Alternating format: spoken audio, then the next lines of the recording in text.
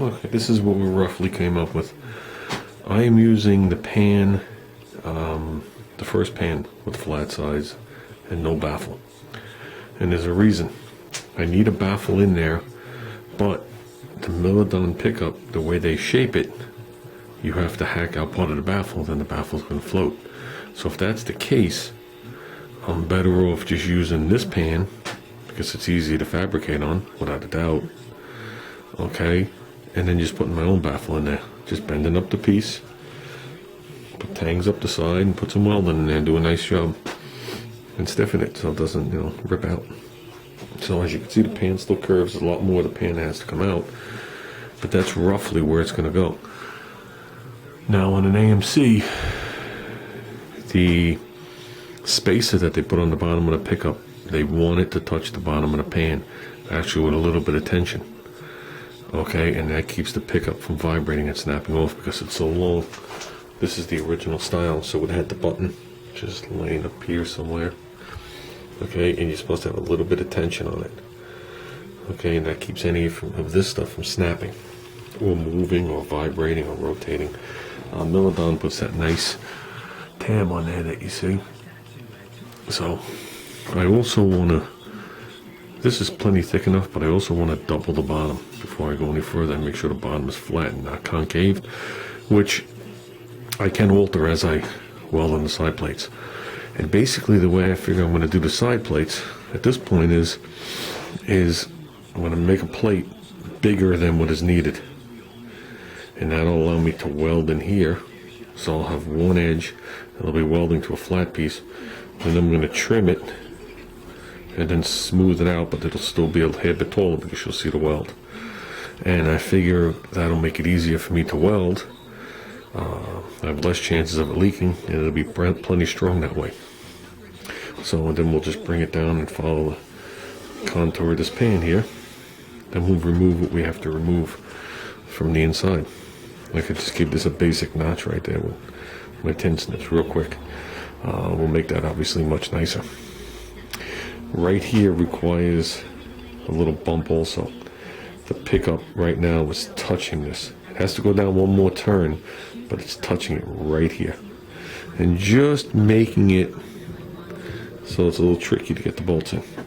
So just right here at the top needs a little boop out. That'll free it up. I'll be happy with that. And like I said, we'll bring this thing down here. How many extra quarts is going to hold, I'm not sure, but we're getting close to the Milodon size now, without a doubt. The difference is they hack this out right here, and they go flat and then 90 right here. Which doesn't make it hold any more oil, it's just the way they do it. So, I mean, we know how much it held before, so when we're done, we'll fill it up, find out how much it holds to where it has to be. So it'd be ideal to come down to, I mean, I could slide this thing forward and back right now. There's nothing set in stone, but I'm looking to go right here. So I don't have to go into the compound area. I just want to go right behind the compound area, which doesn't leave me much room because there is a straight line.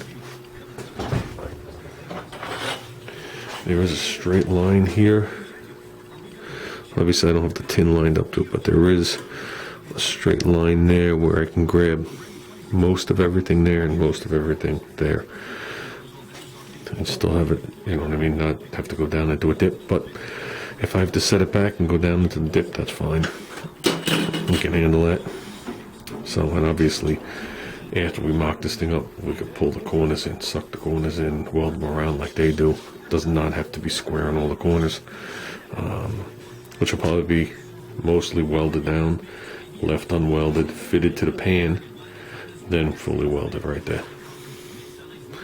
So, but yeah, I think we're doing okay. Like I said, very limited out here today, not feeling the best, but we are on our way. I have been avoiding cleaning this stuff. I gotta get it to work to clean it, but at least it's not a real rusty pan. You know what I mean? Just a little surface rust here. Other than that, it's a pretty nice pan. It was a rust-free car, so why would the oil pan be rusty? So, unlike this. So I think we're going to do good. Hopefully we come straight down here. I'll give Junior a place to put a decal or something. Make it look all purty. But I wish I had Tom Noble's spot welder. So I want to cut another piece of tin on this. Tad bit smaller all the way around, and just a series of spot welds just to stiffen it in case you rub something. So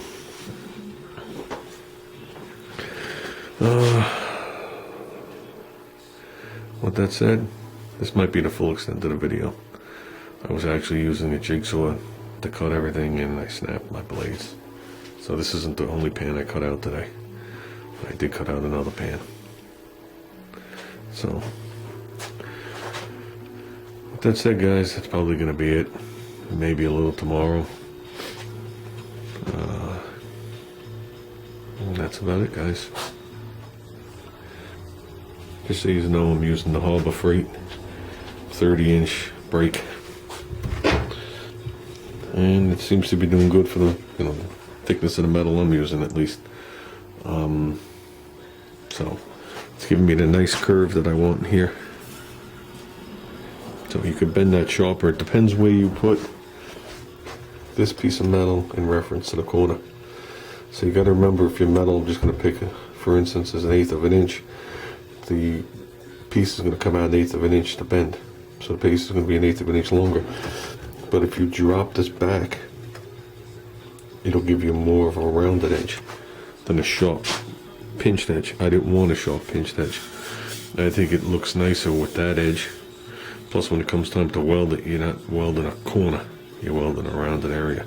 And I think that's nicer. I think that'll give it a more of a professional look. So, to the best of our ability. I told Junior he's got to paint this thing like a candy color. Really cool.